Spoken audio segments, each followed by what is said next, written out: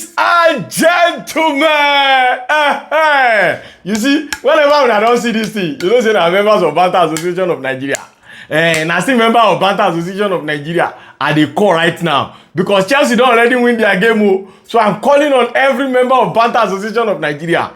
Win your game, because you cannot belong to a member of Banter Association of Nigeria without having a club. You better persuade your club to win their game. Ladies and gentlemen, after that beautiful performance, it ended Nottingham Forest 0, Chelsea 3. Now so it's supposed to be. Now so it's supposed to be. That was an incredible performance from the boys. Second half performance, though, not the first half. You see that first half? That's the worstest first half I've ever seen under Enzo Maresca. Very shambolic and dry and poor. But coming into the second half, it's almost like Enzo Maresca just made it look like, okay, boys, you know, I'm not gonna be at the touchline today. You guys should just go in there at the first half, you know, just take a walk around, look how beautiful their stadium is. Because we had zero. First half for us, for Chelsea, was zero. Even the chances that were created were so dry. I was seeing nothing at the first half. The only person I was seeing at the first half that had at least a little bit of fair performance is Andre Santos. But anyway, let's just trash the first half and throw it away. The second half is what matter the most. It only took my boys some of 45 minutes to finish the game. Just 45 minutes. And just in case you might want to think, well, it is just Nottingham Forest that have been struggling under Ange Postecoglou. My brother, Ange Postecoglou himself knows that today's game is more like a decider for his job. So today's game, he approached the game as if he want to win it.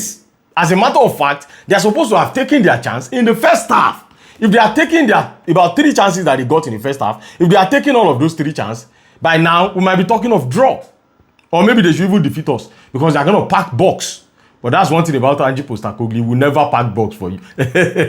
I love that man for that. And guess what? The most beautiful thing is, at the 67th minute, Evangelos Marinakis was nowhere to be found in the stadium again. Baba don't go the type sack letter.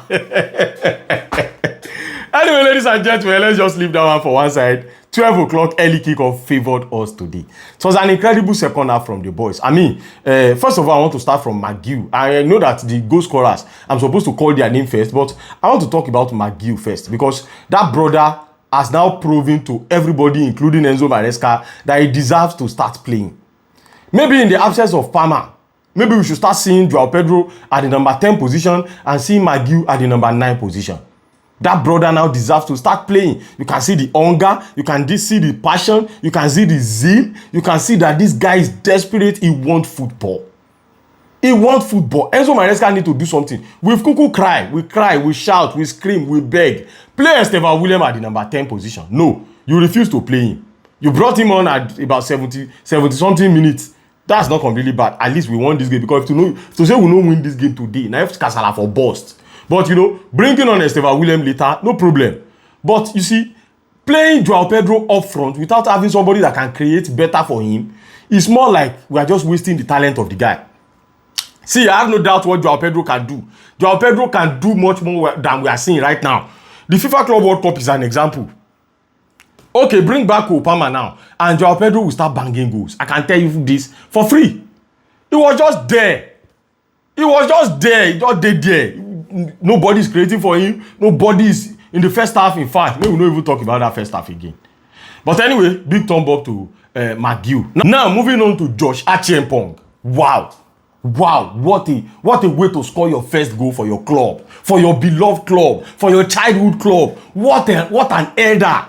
And apart from the goal he even scored, the brother was incredible today, holding Awoniyi down.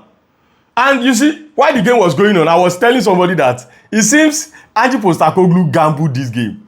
Because probably the brother looked at the lineup Chelsea came out with and he was like, Achiempong at the back. Then I will need to start Awoniyi so that one will bully him with Mozu. Then his best player that is supposed to start, which is Chris Wood, his best striker, he benched him.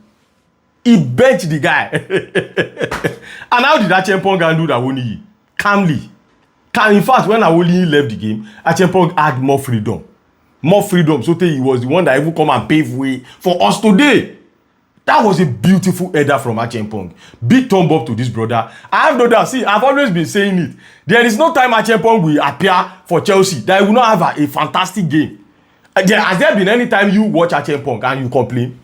There's been no time.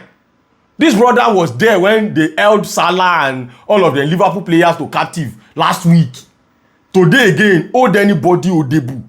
I think Acheampong is now sliding into becoming the first choice in one way or the other. Imagine Tosin was dropped to bench today for Acheampong. That was beautiful. Pedro Neto, that free kick is a bombastic free kick. It's a bombastic free kick. I don't know the English, I won't call him again, but that was a beautiful free kick. Keeper catch him in hot time for hand, throw, go your goal, no boss hand for me. However, we don't laugh, we don't happy. I know that a lot of us might not want to talk about this, but you see, this boils down on what I've been saying while the international break was on. There is a discipline problem at Chelsea. Today's red card that Malo Gusto took confirms it. There's a discipline problem at Chelsea. Imagine we've played 5 games, and in the last 5 games that we play, we've bagged red card. No. Chelsea should be given a Guinness World Record award, because I don't think there's been any club like that. 5 match days, 5 red cards. I mean, it's stupid and crazy. What was that red card for? Malo Gusto, what was that red card for?